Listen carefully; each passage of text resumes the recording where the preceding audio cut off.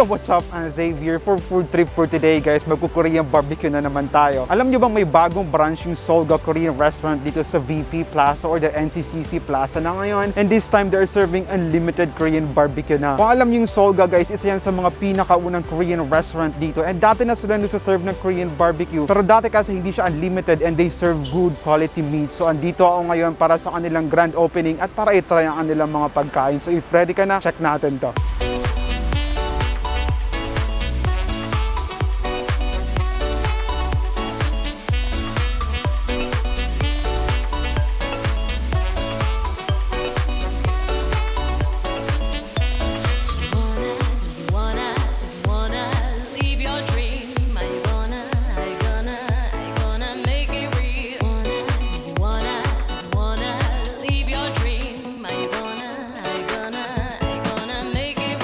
Yan guys, so kuha tayo dito na kanilang beef bulgogi. Marami-rami din ang included sa kanilang buffet, no? So, try natin to. Dito muna tayo sa chokbal. Kuha tayo niya.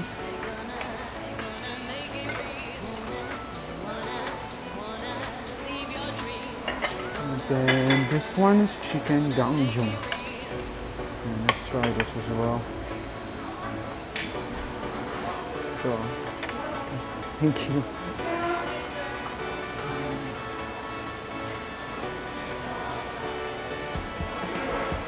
Oh, they have their japchae here. Kuha rin tayo. Tayo na kanilang japchae. So, okay rin to guys, no? Para while mag-grill tayo mamaya ng mga meats natin, may makain na tayo, diba? So, kuha rin tayo dito ng fried chicken. Okay, this one. Let's try this. When it comes to fried chicken, guys, pagka Korean fried chicken, masarap yan, no doubt. So, meron tayo dito mga tempura. Try natin yun ng mga tempura.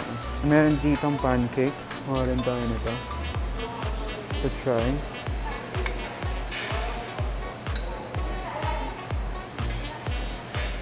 Kaya beef loin tsaka have samgyeopsal.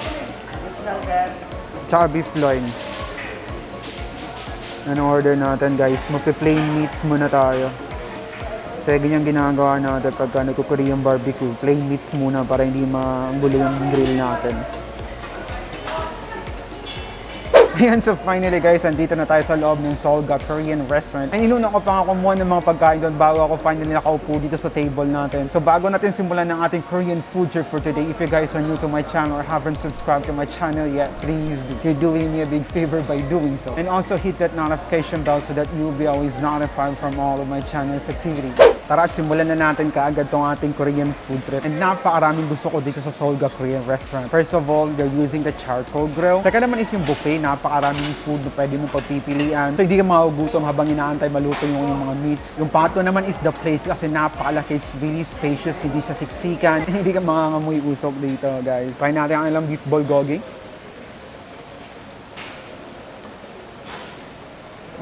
Usually sa mga beef bulgogi na natitikman ko, really sweet Pa yung kanila dito, andun yung beefy flavor, andun yung flavor from the veggies, and slight lang yung sweetness niya, hindi siya overpowering talaga. Ito na with the gulay. Ngayon naman try natin itong kanilang jokbal.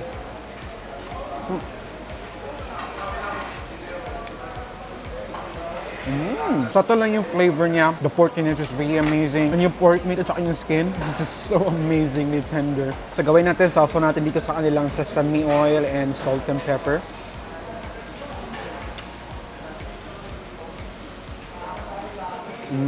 Ayun, mas nag-enhance na yung flavor niya. So naman try natin itong reddish sauce nila.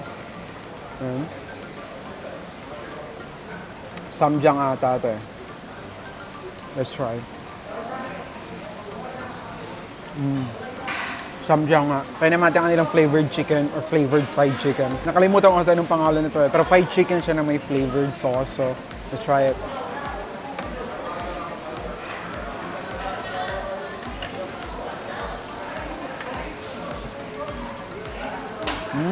Sobrang sarap na ito, guys. Perfect yung timpla ng sesame oil, yung sweetness, yung spiciness niya. Hindi siya ganun kaanghang. And best of all, bumabagay talaga lahat ng yun sa chicken flavor.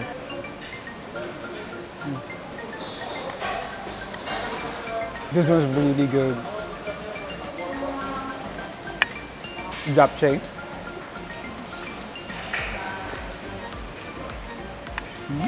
Anong pa rin yung konting sweetness, a little flavor from the sesames din. And sobrang ganda ng springy and bouncy texture ng kanilang glass noodles. Medyo thick yung kanilang glass noodles compared to the others. Kaya enjoy siya kainin.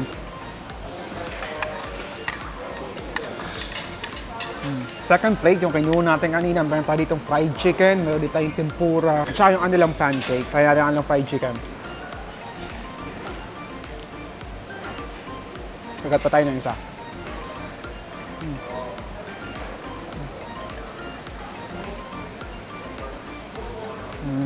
You can never really go wrong when it comes to Korean fried chicken. As ang sarap talaga ng timpla ng kanilang batter. Yung crispiness or crunch is there. The chicken meat is definitely juicy. Ito yung weakness ko kapag nasa Korean barbecue tapos buffet tapos may fried chicken. Napaparami ako kasi alam ko kapag Korean fried chicken masarap talaga.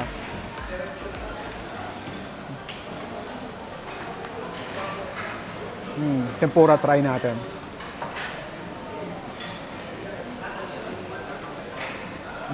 Talagang crispy yung butter. Yung tempura meat is tender sweet. Sarap, ang sarap din. Ito naman yung Korean pancake. Tingnan nyo ito, guys. Ayun siya, ho. Ang laki-laki na ito. So, ito yung closer look ng kanilang pancake, guys. Ayan siya, ho. May mga veggies, onions, carrots, ka-onions din nata. Meron dito, may corn. Tara, try natin ito. Subukan natin.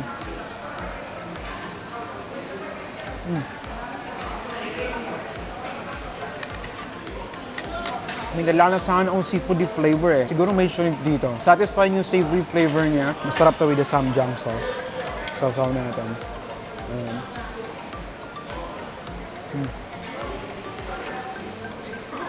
Sarap nga. That one's really tasty.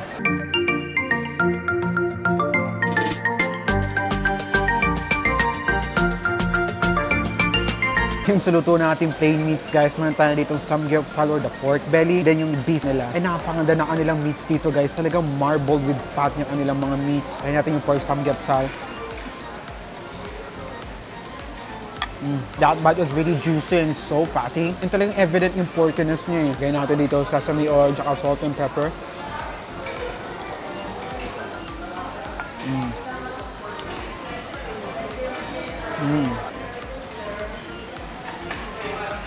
Ngayon naman try natin yung beef, wala mo ng sauce.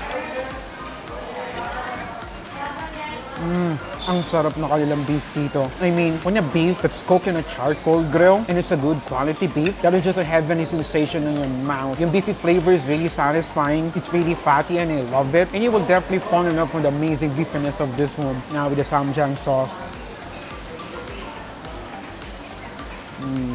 That is just so addicting.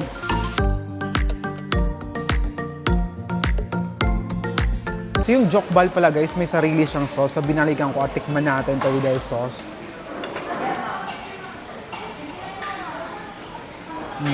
Mas sumarap nga siya.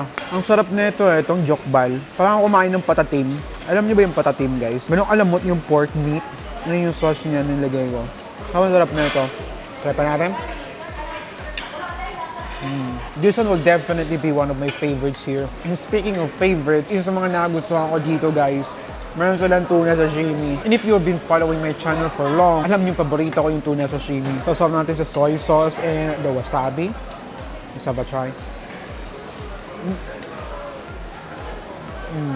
Grabe. Melts like butter. Oh, ang sarap nun. Lasang-lasa mo sa tuna meat. It's really fresh. And then yung sweetness from the tuna itself. Super sulit talaga itong Korean buffet na to. Ito talaga. Panalong-panalo to. Korean egg roll. Let's try. With the samjang. So far sa lahat ng mga pagkain na kain ko since kanina, wala akong di nagustuhan.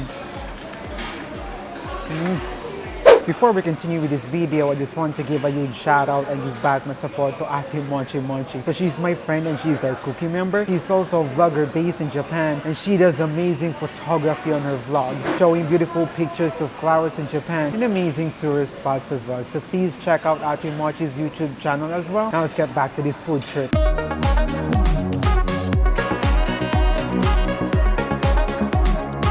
Ang maganda dito guys, meron sila meat on skewer. So ito siya, classic Pinoy barbecue na nasa stick. Try natin yung pork.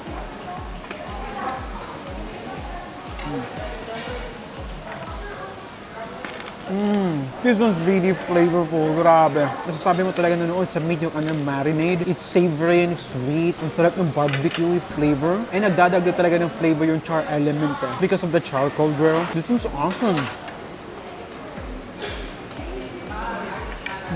Tama yung chicken.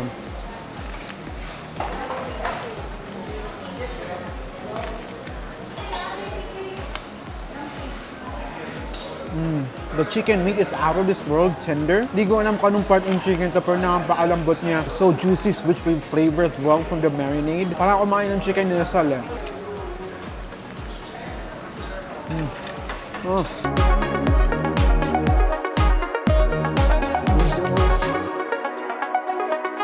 Luto na rin ang ating marinated meats. I have with the marinated pork and the marinated chicken. Ito yung pork muna. It's definitely barbecue, it's savory, it has this peppery aftertaste. And gusto ko yung mild chewiness lang ng pork eh. Hindi siya ganun ka-chewy, hindi siya ganun ka-tender. Tamang-tama lang talaga siya. And it's really flavorful.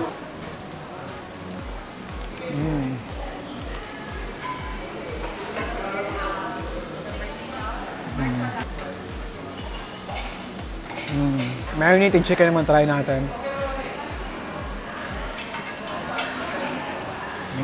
Hindi ko alam kung anong part ng chicken to, but it's kind of chewy. It's a little spicy. Iba yung atake ng barbecue flavor ng chicken na to.